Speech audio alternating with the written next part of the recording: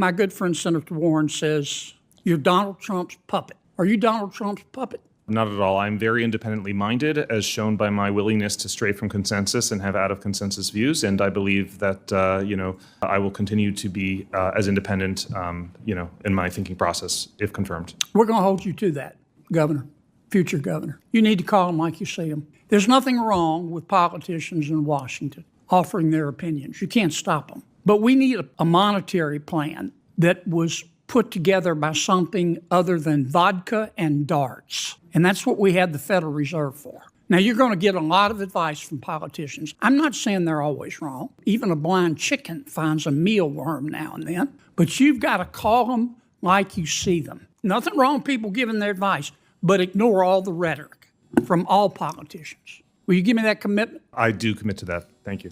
Thank you, Senator, for the question. Don't thank me. It just takes up time. When they're making... Do presidents, any president, generally appoint people they agree with on social and economic policy? So yes, isn't it? Yes. Because we live in the real world, don't we? Yes. Are you personally responsible for everything President Trump says? No, my chairman of the... Before President Trump says something as President of the United States, does he call you up and say, Stephen, I'm about to say this and I want your approval? Does he do that? Never. And after the president says something, does he call you up and say, Stephen, was that okay? Are you okay with this? Nope. I have an advisory role.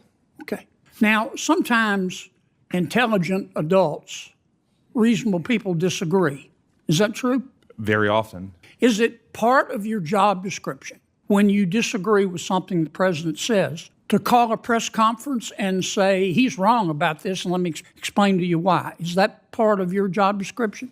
Not as CH. Is that part of the job description of any aide that you know of to President Biden? No. How about for President Obama? No. How about for President Clinton? No. We don't live in La La Land, do we? Do we? No.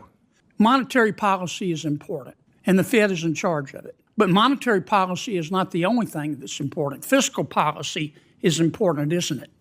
Fiscal policy is extremely important. I don't care how low the Federal Reserve lowers interest rates. If the United States Congress is profligate in its spending, if it spends money like it's pond water, if it runs up $37 trillion in debt, and deficit spends to the tune of 7% every year, that also has an impact on employment and economic growth and inflation, does it not?